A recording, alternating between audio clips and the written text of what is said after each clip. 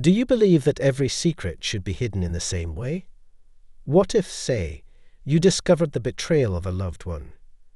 During a conversation about our daughter's household chores, my wife said that her daughter had started jogging in the morning, although her figure had been in perfect order all this time.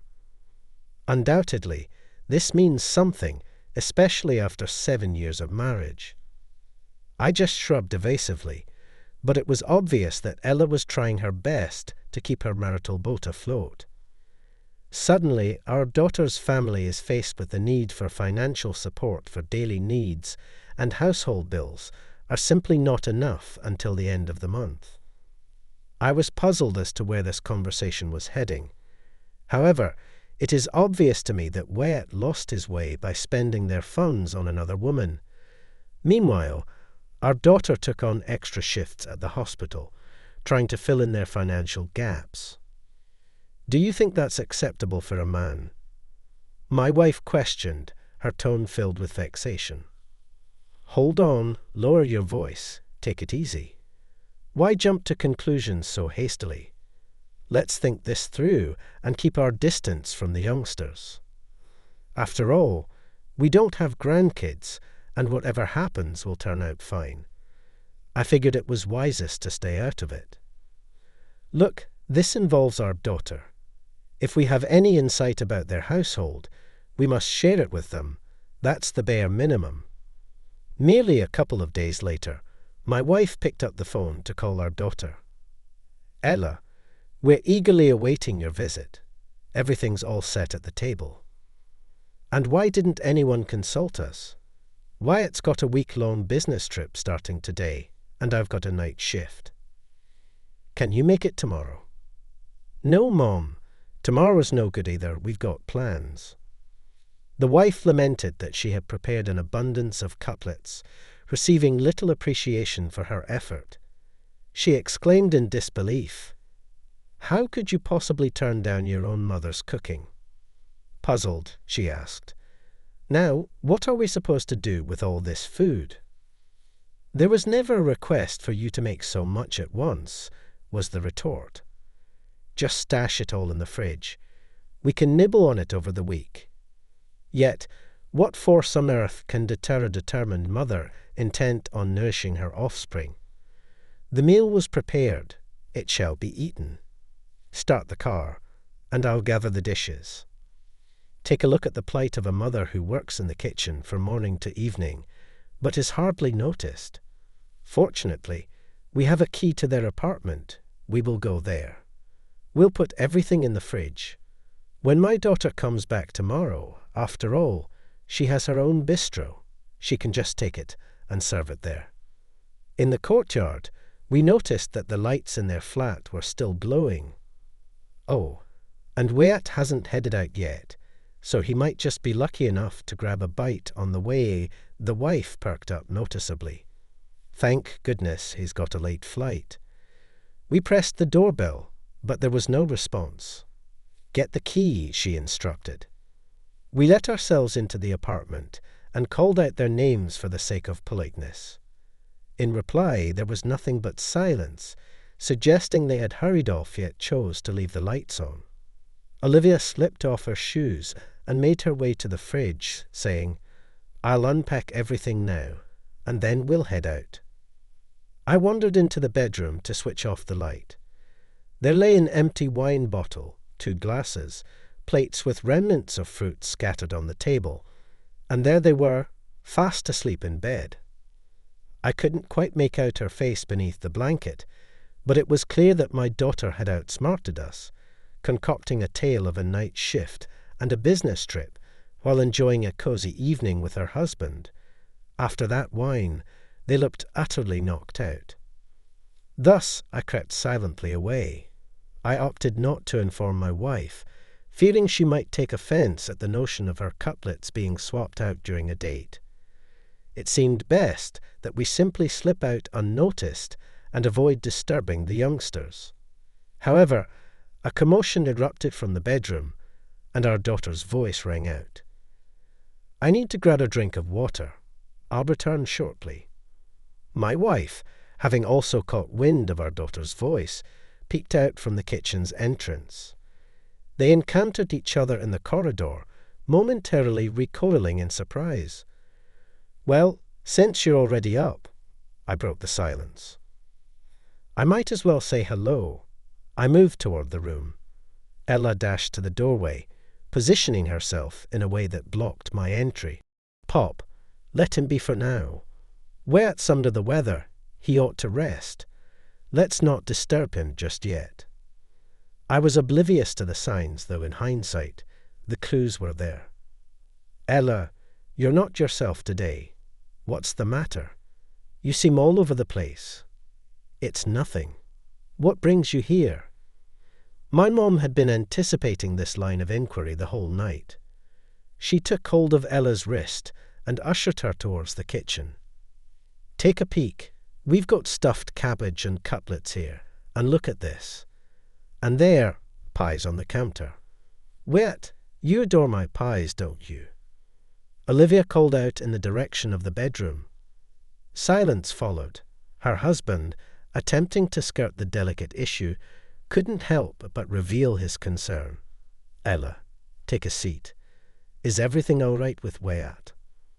"All's well, just worn out is all. You head off. I'm going to hit the sack. That's what you mentioned earlier tonight." I swapped places with a coworker. "I'll take care of Wyatt since he's under the weather. Just go ahead. We have a bug going around. It's spreading fast." I was perplexed by my daughter's sudden insistence on ushering us out of the house. It was such an unusual occurrence. We had just begun to slip on our shoes when we noticed a pack of cigarettes sitting in the hallway. "You don't smoke. What's this doing here? And what about this?" Ella paused to ponder her response for a moment. "Oh, our neighbour came by and accidentally left it here. Or perhaps you're feeling anxious about your husband." My wife lowered her voice, shifting to a conspiratorial tone. "I sense that something's off. No need to be scared. Just share what's on your mind. Is there someone in his life?" "Mom, what are you getting at?" "Hey, no need to fret. A mom's intuition is never wrong. Are you okay?" Olivia cast aside her hesitations and made her way to the bedroom. Ella barely had a chance to hold her back, but his wife swung open the door and stopped abruptly for reasons unknown.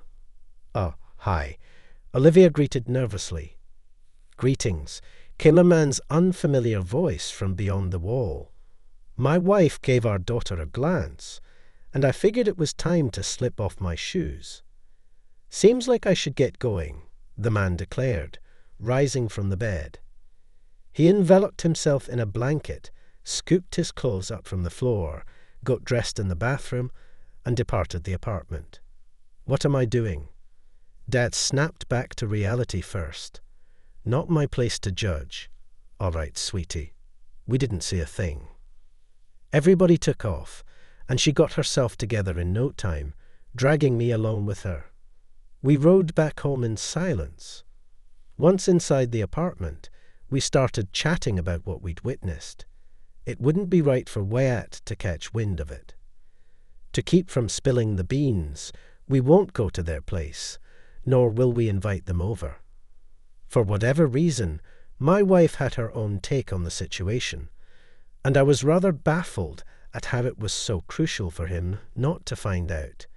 Let's keep in mind, she's our daughter. If we know something regarding their family, we're obliged to inform them. That's a whole different ballgame. Are you her dad or what? It was then that all the confusing situations began to clear up. My daughter bought underwear for this guy, and the night shifts were probably just an excuse to spend the night out.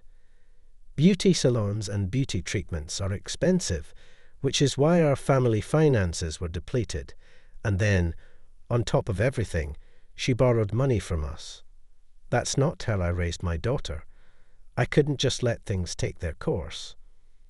I contacted my son-in-law and asked him to come to us directly from a business trip. On the appointed day, he rang the doorbell, and when I opened the door, I greeted Wyatt and invited him to sit down. "Look, I genuinely hold you in high regard." I started my address. My wife caught on to the situation and promptly opted to steer the conversation in another direction. "We've gathered you here to indulge you with some pancakes. I'm sure you're just famished from the journey. Just let me know if you prefer them with sour cream or sweetened condensed milk." A look of sheer astonishment spread across my son-in-law's face. Pancakes.